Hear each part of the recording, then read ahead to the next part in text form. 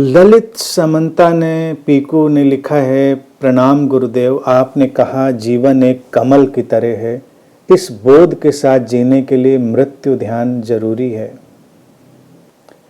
प्रणाम गुरुदेव। एक शिष्य को गुरु के पास कैसे तैयार होना चाहिए ताकि उससे कल्ट संप्रदाय न बन जाए? कृपया थोड़ा विस्तार दीजिए। देखो पीकू, कमल की तरह खिलना और मृत्यु ध्यान जो तुमने लिखा है वो तुमने कहाँ सुना और क्या समझा? इसलिए लिखा होगा कहीं कुछ सुन और पढ़ के समझ के। मृत्यु हर क्षण मिटने की एक प्रक्रिया है। मृत्यु का मतलब ये नहीं कि फाइनली मरे, तो फाइनली मरे तो न कमल रहे न कीचड़ रहे, बात ही खत्म हो गई। एक अवस्था से मरना और दूसरी अवस्था में जन्मना, अतीत के प्रति प्रतिक्षण मरते चले जाना। कमल क्यों कमल है? क्योंकि कमल हमेशा शुद्ध वर्तमान में। कमल अतीत और भविष्य की घटना नहीं, कमल इसी क्षण की घटना है। यही उसकी मृत्यु को आत्मसात कर लेने की प्रक्रिया है। तो जो तुमने लिखा है मृत्यु ध्यान, मृत्यु ध्यान के बहुत मायने हो सकते हैं, बहुत कॉन्सेप्ट हो सकते हैं, बहुत तरीके हो सकते हैं। समझ के तल पर इतना ही समझो, मृत्यु ध्यान वही है जब तुम केवल इस विशुद्ध वर्तमान में खिलते हो,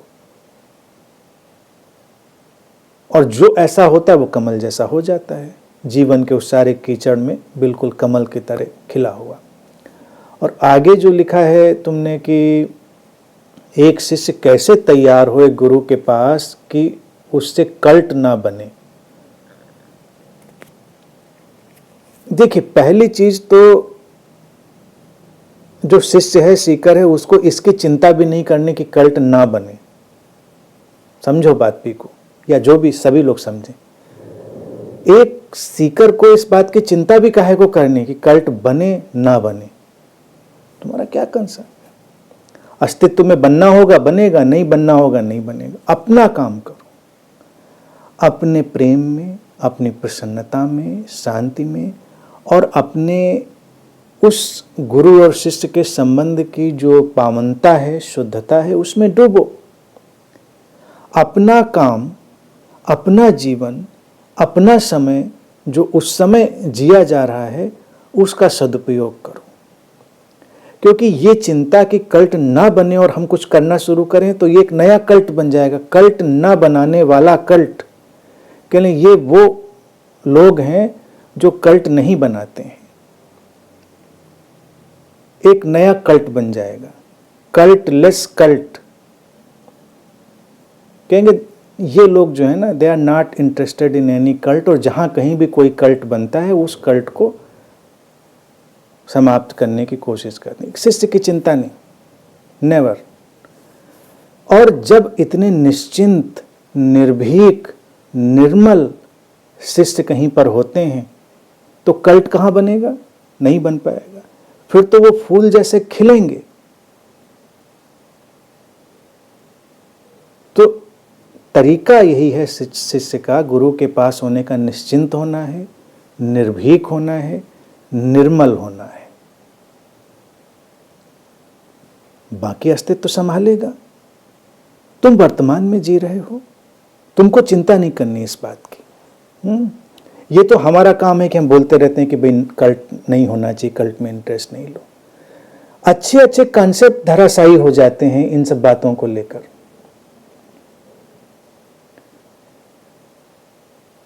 एक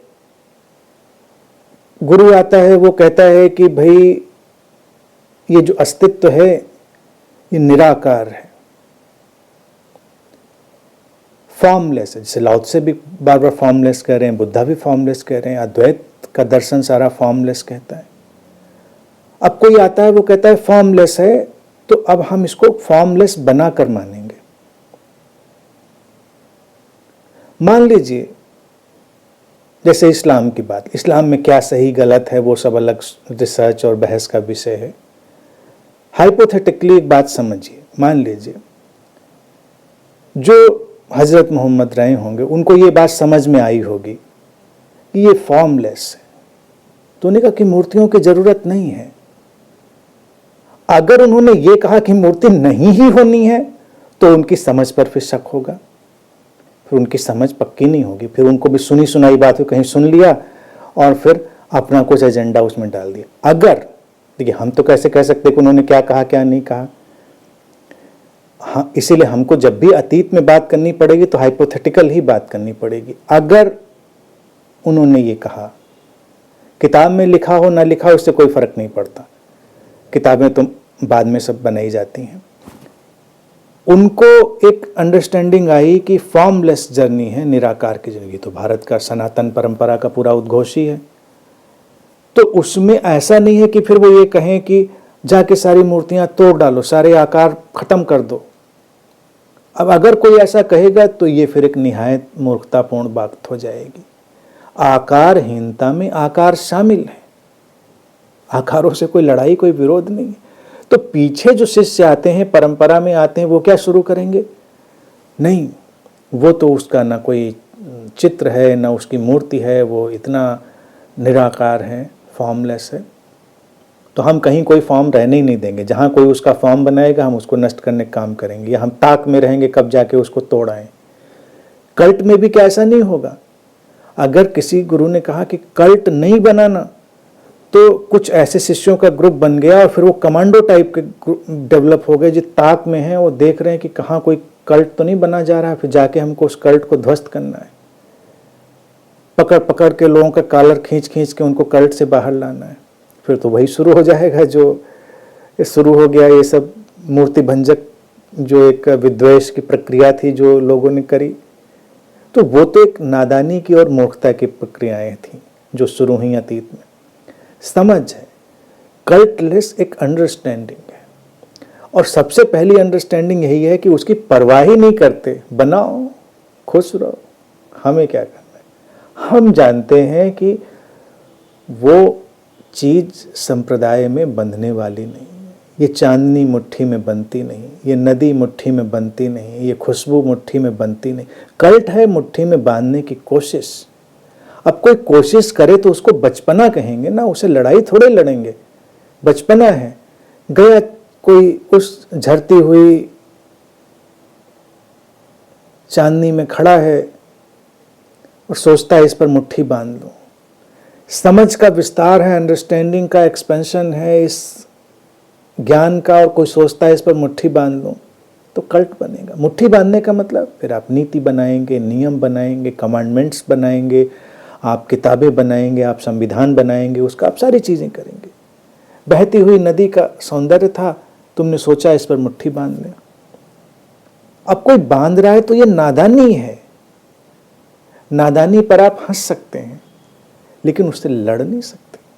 तो ऐसे निश्चिंत शिष्य होने चाहिए, इतने मस्त निश्चिंत जो इस बात की परवाह ही नहीं करते। जब किसी को मुट्ठी बांधते हुए देखते हैं तो मुस्कुरा देते हैं। बस बताने की गुंजाइश हुई, समझाने की अगर गुंजाइश हुई, जबरदस्ती नहीं, तो वो उसको जाकर प्यार से कह सकते हैं कि कोई ज़रूरत नहीं है इसकी, इतना परेशान होने की ज़रूरत नहीं है। नदियाँ बहती रहेंगी, चांदनी झरती रहेगी, ज्ञान बहता रहेगा, ये सुवास बिखरती रहेगी, ये अनंत शाश्वत नियम है जीवन का, ठहरेगा नहीं। तुम जी लो, पहले तुम जी लो, नहीं बनेगा कल्ट। लेकिन शिष्यों की समस्या क्या है? खुद जिए, इसके पहले उनके अंदर जो वायरस है वो चला जाता है कि पूरी दुनिया को इस विचार में रंग डालना है, पूरी दुनिया को, या जितने मैक्सिमम लोग हो जाएं उनको इसमें रंग डालना है। यहीं से संगठित धर्मों में कन्वर्जन की प्रक्रियाएं और ये सब शुरू होता है, और शिष्यों और इन सब को बढ़ाने के जो आयोजन हैं वो शुरू होते हैं। ये सब इसीलिए शुरू होते हैं ना कि भीड़ जुटा लें हम। भीड़ जुटा के हमको क्या मिलना है? क्या मिलना है? अब बताओ, मैं तुमसे बात कर रहा हूँ, मेरे सामने तुम अकेले बैठे हो, 100 लोग बैठे, 1000 बैठे, लाख बैठे, करोड़ बैठे, पूरी दुनिया बैठी है। इससे मेरे ऊपर क्या फ़र्क पड़ता है? इससे मेरे ऊपर क्या फ़र्क पड़ता है? कि मेरे चेहरे पे कुछ ज़्यादा लाइट आएगी उससे, या मेरी आवाज़ कुछ ज़्यादा इको करेगी? कुछ होने वाला है? कुछ नहीं होने वाला है। तो हमें उसकी चिंता ही क्यों करनी? तो शिष्य को बस यही करना है, परवाह नहीं करनी, बने कल्ट, बन जाए, तुम्हारा क्या जाता है, ना बने और तुम्हारा क्या जाता है। तुम अपना जीवन जियो, निश्चिंत, निर्भीक, निर्मल, प्रेम, शांति, प्रसन्नता और समस्वरता से भरा हुआ जीवन। बाकी जो होगा अस्तित्व की लीला में सो होगा, वो तुम्हारा कंसर्न नहीं।